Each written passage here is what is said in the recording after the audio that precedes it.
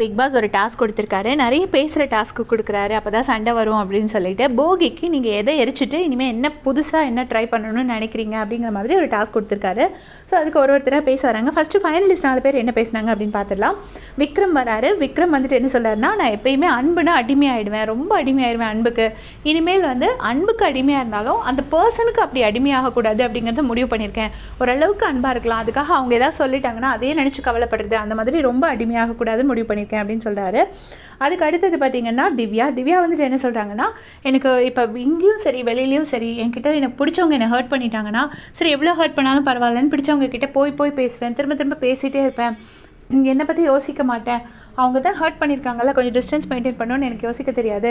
இனிமேல் அதை கொஞ்சம் குறைச்சிக்கணும், நம்மளே கொஞ்சம் யோசிச்சு சரி சண்டை போட்டிருக்காங்கன்னா நம்ம கொஞ்சம் டிஸ்டன்ஸ் மெயின்டைன் பண்ணணும் அப்படிங்கிறத யோசிச்சுக்கிறேன் அப்படின்னு சொல்லிட்டு திவ்யா சொல்கிறாங்க.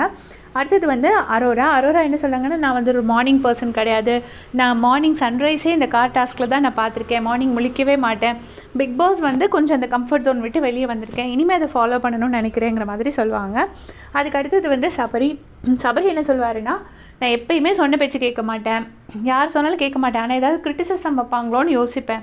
இப்போ சேது அண்ணன் சொன்னதுக்கப்புறம் யார் வேணால் என்ன வேணால் சொல்லிட்டு போட்டோம், அதை பற்றிலாம் கவலைப்படக்கூடாது அப்படின்னு முடிவு பண்ணியிருக்கேன் அப்படிங்கிறாரு. அதுக்கப்புறம் எனக்கு பேட் பாடியில் ஃபோட்டோ ஷூட் பண்ணணும்னு ரொம்ப ஆசை இருக்குது, அது பண்ணணுன்னே எல்லோரும் சும்மா டீஸ் பண்ணி சிரிக்கிறாங்க. அப்புறம் வந்து 6 பேக்லாம் வைக்கணும், வச்சுட்டு இனி ஃபோட்டோ எடுக்கணும். ஒரு 11 வருஷம் முன்னாடி எனக்கு ஆக்சிடென்ட் ஆகிடுச்சு, அதுக்கப்புறம் நான் ஒர்க் அவுட் பண்ணுறதையும் விட்டுட்டேன், இனிமேல் ஒழுங்காக ஒர்க் அவுட் பண்ணணும், 6 பேக் வைக்கணும், அப்புறம் நாட்டு மாடு வாங்கி வளர்க்கணுன்னு ரொம்ப ஆசை இருக்குது, எனக்கு நிறைய காளையெல்லாம் இருக்குது, இருந்தாலும் நாட்டு மாடு வாங்கி வளர்க்கணுன்னு ரொம்ப ஆசை இருக்குது, அதை வாங்கி வளர்த்து அது கூட ஃபோட்டோ ஷூட் பண்ணணும் அப்படின்னு சொல்கிறாரு. மற்றவங்களாம் என்ன சொன்னாங்கன்னு ஃபாஸ்ட்டாக சொல்லிடுறேன். பிரவீன் வந்துட்டு சொன்னார், இனிமேல் நான் வந்து எதுக்கெடுத்தாலும் சந்தேகப்படுவேன், இது நடக்குமா அது நடக்குமான்னு, இனிமேல் அந்த சந்தேகத்தை போட்டு கொளுத்தணும் அப்படிங்கிறாரு. வியானா என்ன சொல்கிறாங்கன்னா, யார் என்ன சொன்னாலும் பிளைண்டாக அப்படி நம்புவேன், இனிமேல் அப்படி நம்பக்கூடாது அப்படிங்கிறாங்க. உண்மையாக வந்து எனக்கு எதை கொளுத்தணும்னா வாட்டர் மெலனை கூட உள்ள ரிலேஷன்ஷிப்பை இல்லை அப்படின்னு சொல்லிட்டு ஒரு மாதிரி நக்கலாக சிரிக்கிறாங்க. அவங்க சும்மா சொன்னது அப்படி இருந்துச்சு. அதுக்கப்புறம் வந்து நான் இனி நிறையா சீரியல்ஸ்லாம் பண்ணணும், அதுக்கு நான் ஒர்க் பண்ணணும் அப்படிங்கிறாங்க. கெமி வந்து சொன்னாங்க, என்கிட்ட எப்போவுமே கன்சிஸ்டன்சி இருக்காது, இனிமேல் கன்சிஸ்டன்சி கொண்டு வரணும் அப்படிங்கிறாங்க.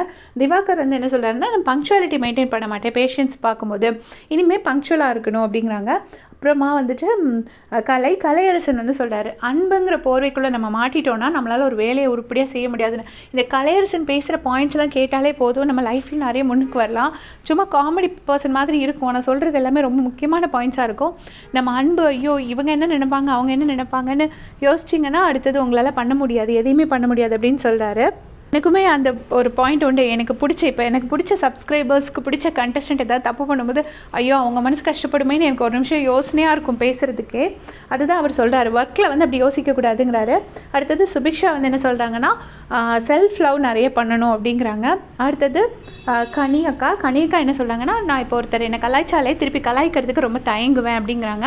உடனே விக்ரம் வந்து டீஸ் பண்ணுறாரு, ஆமாம்மா இல்லைன்னா இவ கலாய்ச்சி கிழிச்சிருவா அப்படின்னோடனே அவங்க வந்து சிரிச்சிட்டு சொல்கிறாங்க, இல்லை அப்படி இல்லை, அவங்க எதாவது தப்பாக நினச்சிப்பாங்களோ இவங்க எதாவது தப்பாக நினச்சிப்பாங்களோன்னு தயங்குவேன், அதே மாதிரி ஒரு வேலை பண்ணும்போது பர்ஃபெக்டாக பண்ண முடியுமா அப்படின்னு நினச்சி தயங்குவேன், இனிமேல் அந்த தயக்கத்தெல்லாம் போட்டு கொடுத்தணும்னு நினச்சிருக்கேன் அப்படிங்கிறாங்க. அப்புறம் ஆதிரை வந்து என்ன சொல்கிறாங்கன்னா, எனக்கு கார் டிரைவ் பண்ண ரொம்ப பிடிக்கும், இனிமேல் ரேசிங்லாம் ட்ரை பண்ணணும்னு வச்சுருக்கேன், அது ஏன் பசங்களுக்கு மட்டும்தான் இருக்கா, பொண்ணுங்களும் பண்ணலான்னு நான் நினைக்கிறேன் அப்படின்னு சொல்லிட்டு சொல்கிறாங்க.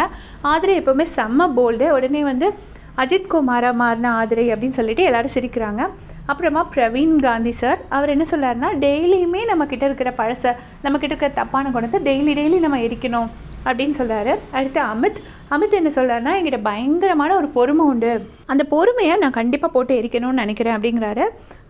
அப்புறமா எஃப்ஜே என்ன சொல்கிறாங்கன்னா, ஒரு கலைஞனுக்கு வந்து பர்ஃபெக்ஷன் ஒன்று எதிர்பார்க்கவே கூடாது, பர்ஃபெக்ஷன் எதிர்பார்த்துட்டே இருந்தோன்னா நம்மளால் வந்து ஒன்று இது பண்ணவே முடியாது அப்படின்னு சொல்லிட்டு சொல்கிறாரு. ஸோ இதான் இப்போது நடந்தது லைவில். இதே மாதிரி அப்படியே தெரிஞ்சுக்க சேனல் சப்ஸ்கிரைப் பண்ணிக்கோங்க. தேங்க்ஸ் ஃபார் வாட்சிங்.